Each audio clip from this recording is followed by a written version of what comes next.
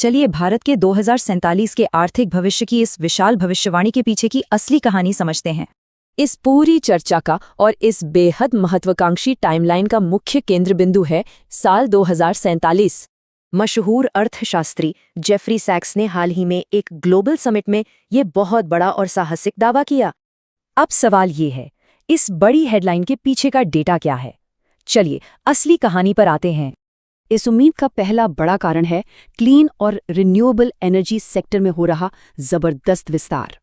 इसके साथ ही भारत का युवा और तेजी से बढ़ता वर्कफोर्स इस अभूतपूर्व विकास का असली इंजन है। दूसरा कारण है डिजिटल तकनीक और इंफ्रास्ट्रक्चर में हो रहा लगातार और बेहद तेज विकास। ये सारे फैक्टर मिलकर तेज आर्थिक विकास लाते हैं और दुनिया भर में भारत का प्रभाव बढ़ाते हैं। पर ध्यान दें, ये बड़ा आर्थिक बदलाव अभी सिर्फ एक अनुमान है, कोई पक्की 100% गारंटी नहीं।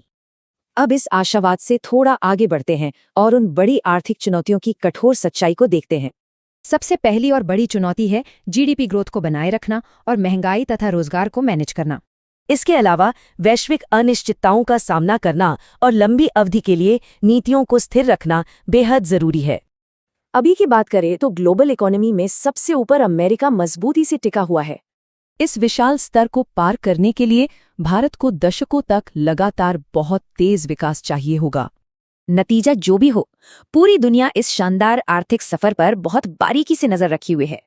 तो सोचिए, क्या 2047 का ये बड़ा लक्ष्य सच में हासिल होगा या ये 10 ज्यादा ही आशावादी है? रिस्क सिर्फ मार्केट में होता है, प्लानिंग में नहीं। DGN कैपिटल मैनेजमेंट के साथ स्टॉक मार्केट, म्यूचुअल फंड और insurance. AMFI IRDAI certified. Your success our priority.